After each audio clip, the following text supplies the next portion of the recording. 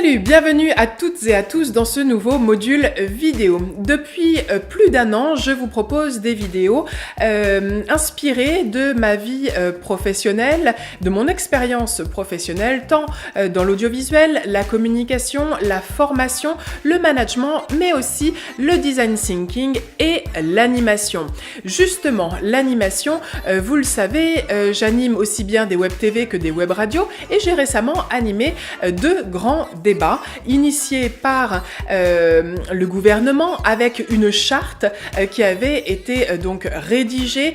pour que chacun puisse s'exprimer librement, mais aussi pour que la parole de chacun soit respectée.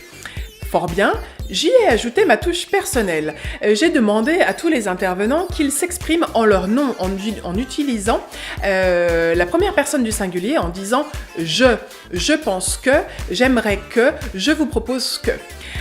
Eh bien, je vais vous dire que de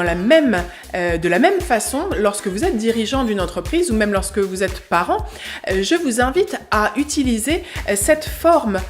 d'expression, à utiliser le « je » plutôt que le « on » qui est impersonnel, « on » ou « nous » quand on parle des parents, « on » ou « nous » quand on parle des dirigeants, des responsables, parce que cette forme-là, dire « on » et dire « nous » plutôt que dire « je », c'est infantilisant pour le salarié, c'est également déresponsabilisant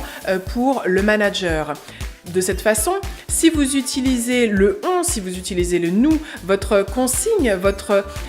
ordre, votre décision ne sera pas forcément bien perçue par vos salariés, le but ne sera pas motivant et il n'aura pas clairement compris ce que vous lui demandez. En revanche, si vous lui dites « je souhaite que tu fasses telle ou telle chose, je te demande de faire telle ou telle chose », eh bien là, la consigne est claire, elle sera elle aussi clairement entendue. Parlez en votre nom, vous allez gagner du temps et surtout de l'efficacité dans votre équipe. À bientôt!